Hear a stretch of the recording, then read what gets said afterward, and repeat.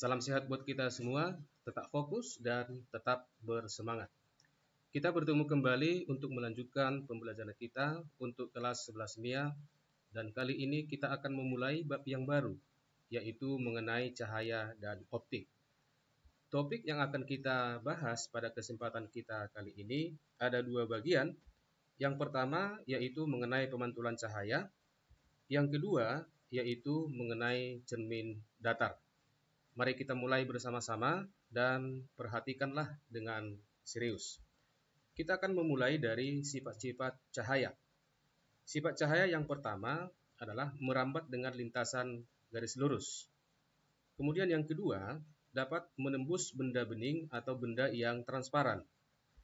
Yang ketiga, dapat dipantulkan yang disebut dengan refleksi, dan inilah yang akan kita bahas selanjutnya. Kemudian yang keempat, dapat melewati medium yang berbeda yang disebut dengan refraksi. Ini sudah kita pelajari sebelumnya. Kemudian yang kelima, dapat melewati celah yang sangat sempit atau mengalami pelenturan yang kita sebut dengan difraksi. Ini juga sudah kita pelajari sebelumnya. Yang keenam, dapat diuraikan atau dispersi.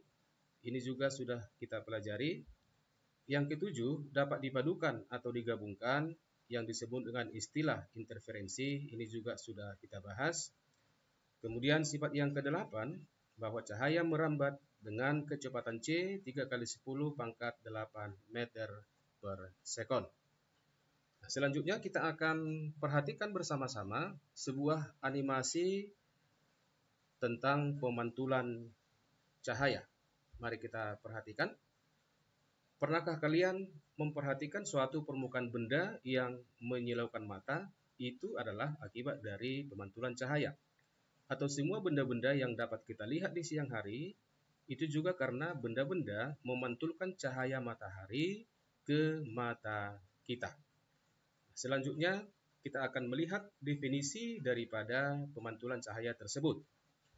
Ketika cahaya didatangkan pada dua bidang permukaan seperti udara dan kaca, maka sebagian sinar tersebut akan dikembalikan pada medium yang sama. Inilah yang disebut dengan pemantulan cahaya.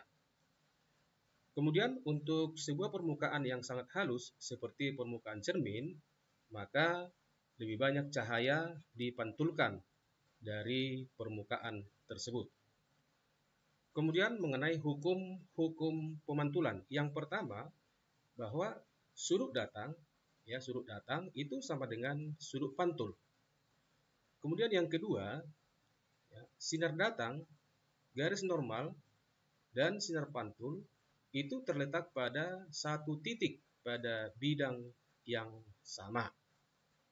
Ya, inilah sinar datang, inilah sinar pantul. Dan kedua hukum pemantulan ini berlaku untuk semua tipe pemantulan, termasuk juga pada bidang permukaan bola. Selanjutnya, jenis-jenis daripada pemantulan. Jenis pemantulan itu ada dua bagian, ada regular reflection dan ada irregular reflection. Ya, pemantulan teratur dan pemantulan tidak teratur. Kita perhatikan untuk pemantulan yang teratur, ya, regular reflection. Ini dapat terjadi ketika cahaya didatangkan atau dijatuhkan pada sebuah permukaan yang licin atau yang halus, seperti permukaan sebuah cermin datar. Sedangkan irregular reflection, pemantulan yang tidak teratur, ini dapat terjadi ketika cahaya datang pada medium atau permukaan yang kasar, seperti dinding dari sebuah ruangan. Kemudian kita akan perjelas kembali, yaitu mengenai pemantulan cahaya tersebut. Kita bisa buat definisinya kembali. Pemantulan cahaya itu adalah proses terpancarnya kembali cahaya dari permukaan benda yang dikenai cahaya tersebut. Kemudian jenis-jenis pemantulan. Ini ada dua bagian. Yang pertama kita sebut sebagai pemantulan tidak teratur atau pemantulan baur atau irregular reflection atau disebut juga dengan diffuse reflection. Pemantulan tidak teratur yaitu pemantulan cahaya yang terjadi pada permukaan benda yang tidak rata, di mana berkas sinar atau cahaya pantulnya itu mempunyai arah yang tidak teratur. atau arah yang baur. Seperti ini gambarnya. Ya, ketika sinar datang dengan arah yang sama mula-mula, ketika mengenai permukaan yang tidak rata atau yang kasar seperti ini, maka sinar pantulnya ini ke segala arah. Artinya sinar pantulnya ini tidak lagi teratur, sudah dia mengarah ke segala arah seperti ini. Ya.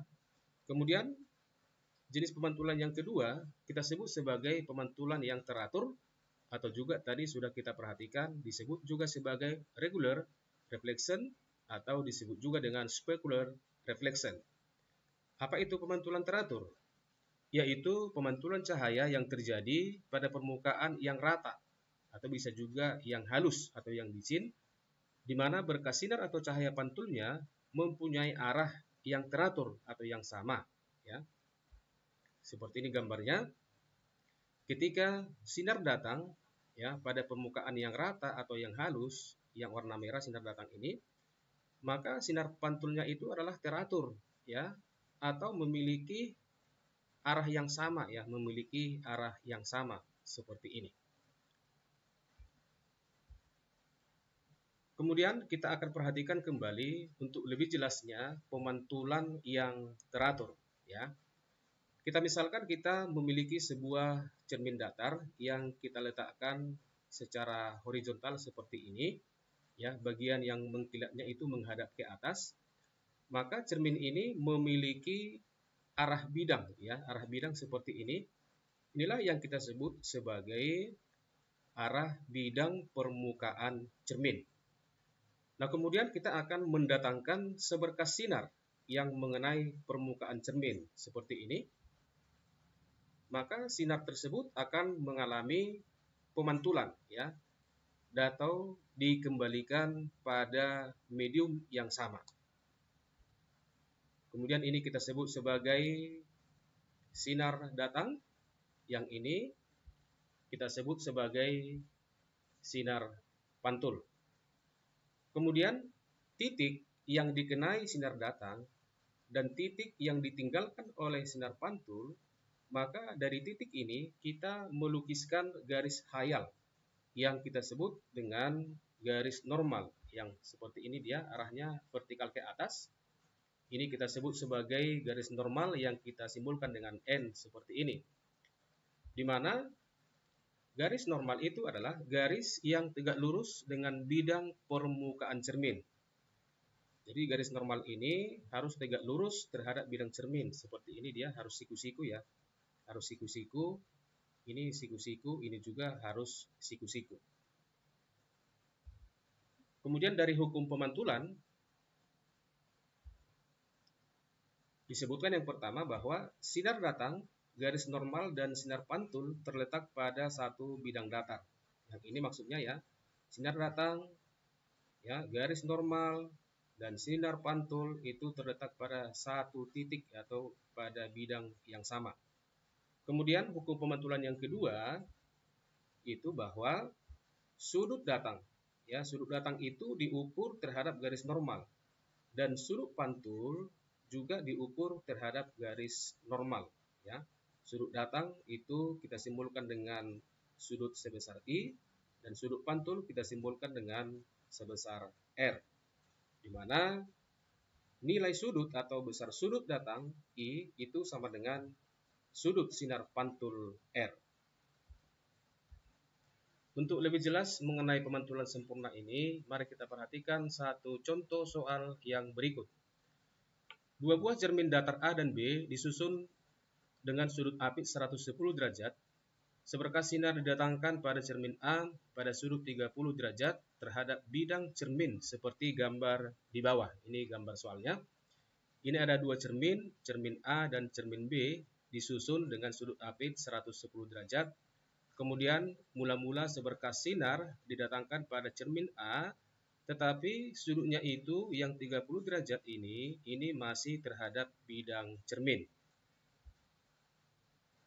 Kemudian tentukanlah sudut yang dibentuk sinar ketika meninggalkan cermin B ini, ya, ketika meninggalkan cermin B ini.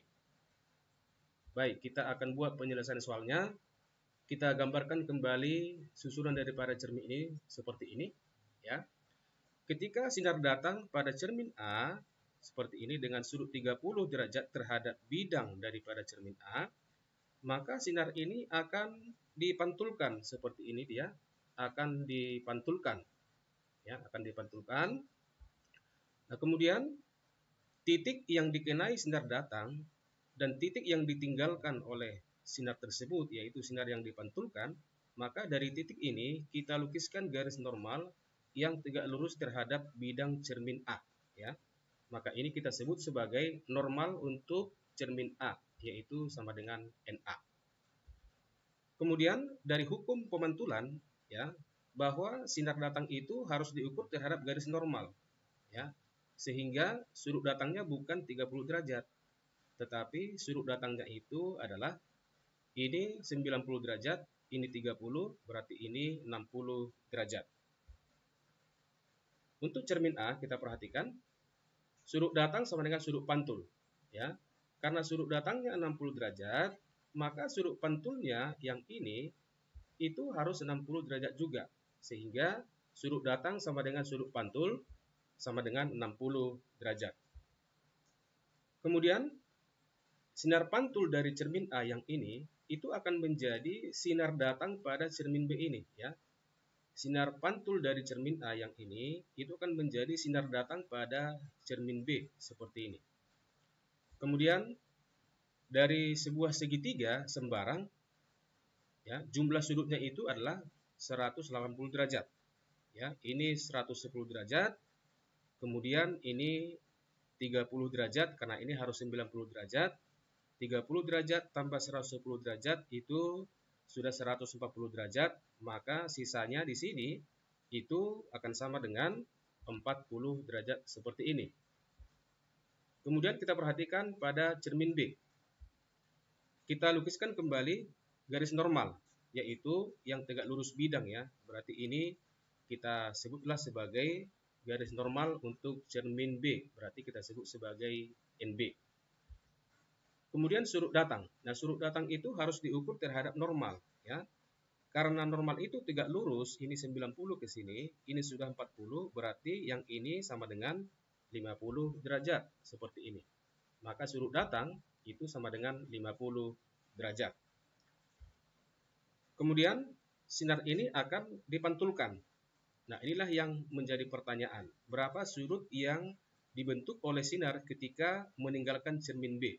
Berarti sudut pantul maksudnya, yaitu sudut yang diukur terhadap garis normal cerminnya. Berarti kita ukur terhadap normal B. Sudut yang dibentuk sinar ketika meninggalkan cermin B itu sama dengan sudut pantul pada cermin B.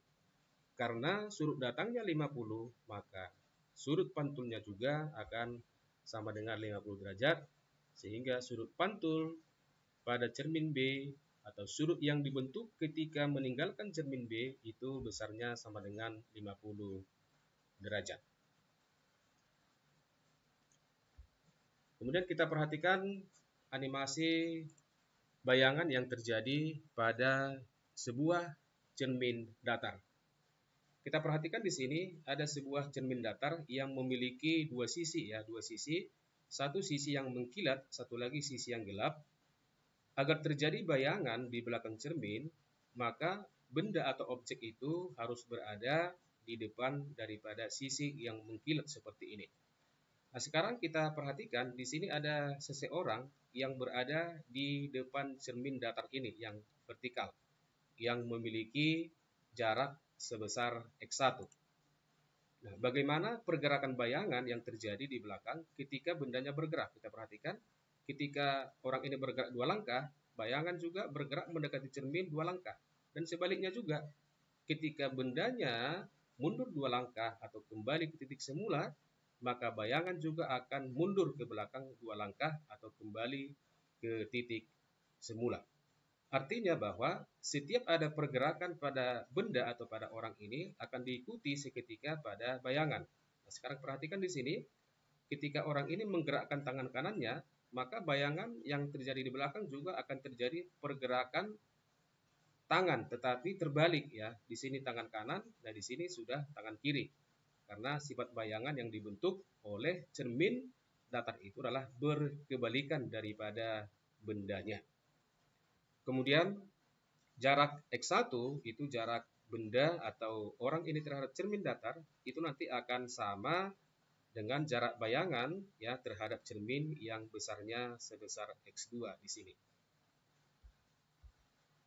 Kemudian kita akan buat atau perjelas bagaimana pembentukan bayangan pada sebuah cermin datar.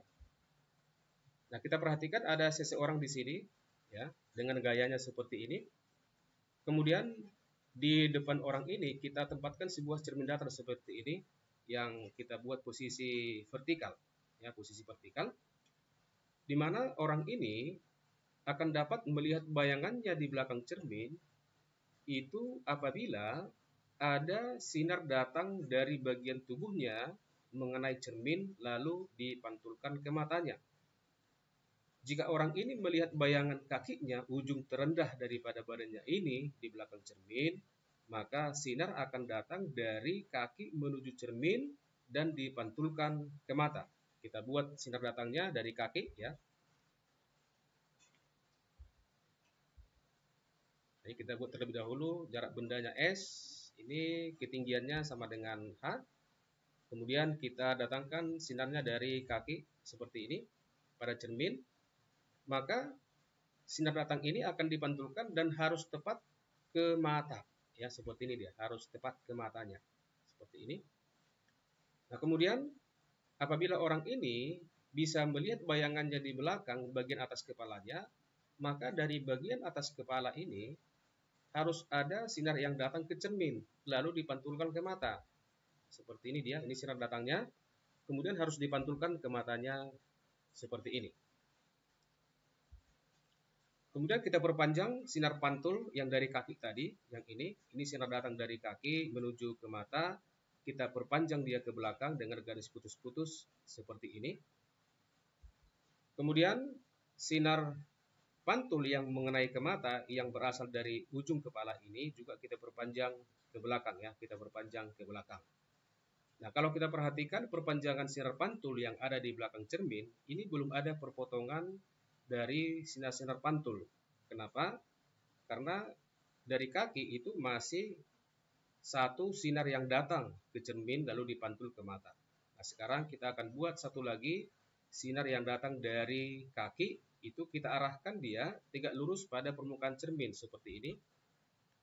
Nah, apabila sinar datang tegak lurus pada permukaan cermin, maka sinar itu akan dikembalikan pada garis itu juga, ya, berlawanan arah seperti ini. Kemudian kita perpanjang ke belakang. Nah, di sini sudah ada perpotongan.